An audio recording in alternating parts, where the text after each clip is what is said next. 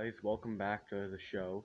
I wanted to focus on a major issue in our courts today, which is, I think, the insanity plea, which is everyone knows is where people commit the crime and then they say, "No, I'm not really guilty. I'm insane," and judges let them off the hook all the time. I mean, just this week I heard a story about a guy ran up to a car in the middle of daytime, shot a pregnant woman and killed her, injured her husband, okay, then ran away, tried to hide. Police caught him, okay, and it's been proved that he did the crime, but he pleaded insanity, and now he's not going to be charged, he most likely will be released back into the public. So it's not like he's not going to be executed. He's actually going to be sent back into public, like not an insanity ward or something, not psychiatric care. He's actually just going to be let off scot free. And, you know, this happens all the time is criminals and murderers plead insanity, okay?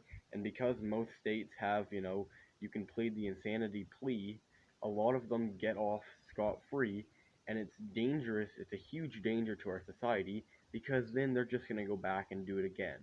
So, what are the actual problems with the insanity plea? Well, I'll go over them right now. Okay? The first one is that there's no way to actually prove whether you're insane or not. Like, if I did a crime and then I said, no, I'm insane, it's not my fault, how would they prove that I'm, insane? No one even knows what that really means. Like, does it mean that you're irrational? Does it mean that you're not thinking correctly? Because if that's the case, and that's what it seems to mean, well then every criminal is irrational. Like literally almost every criminal is irrational and insane. Unless you're like stealing food to, feed your family or something, which is a crime, but you can see like you have to feed your family. You can see how it's still rational. It's a crime, but it's rational. And then but basically every crime, like murderers, all murderers ever have been in a state of mind that we would have to classify as insane if they would actually consider murdering someone and then go out and do it. Okay? So basically, like, that's what an insane person is. Someone who belongs belongs in jail because they're a danger to our society. Okay? Like, all criminals are technically insane. And, like, so if a criminal says, no, I'm insane, and people say he's insane, okay, well, guess what? That's what we have jails for. Jails are for people who are a danger to a society, to people who we can't trust to just, live peacefully in our society.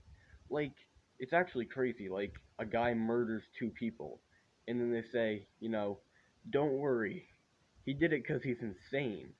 Like, that's more scary to me than, he murdered them because he didn't like them. He murdered them because he needed money. He murdered them because, they did something to him somehow. Like, obviously that's still wrong, but at least, there's a reason, this guy probably is not just gonna randomly come after you. Well, maybe, but it's less likely. But then if you say, don't worry, he's insane. He did it for no reason at all. He just went up and killed them. Well, I definitely don't want that guy ever coming back into society because you never know when he's gonna do it again. He could do it again next week. They could let him go and he just goes out and kills someone the next day, which is what he's obviously gonna do. It happens all the time. They're letting these criminals out, then they just go back and repeat their crimes. Okay? Though if you're actually insane, whatever that means, if you're insane enough that you don't know that you can't just go around killing innocent pregnant women like just because you felt like it, then you should never see the light of day again. At least not in my country. I don't want you ever setting foot in free space again. Like, and nobody thinking rationally would ever want to see you again. Like, and then like it makes no sense how people can just plead this insanity because people say going back to that one case where he killed the pregnant woman, he was found not guilty by reason of insanity. Like, that itself makes no sense because they prove that he did the crime. He obviously is guilty.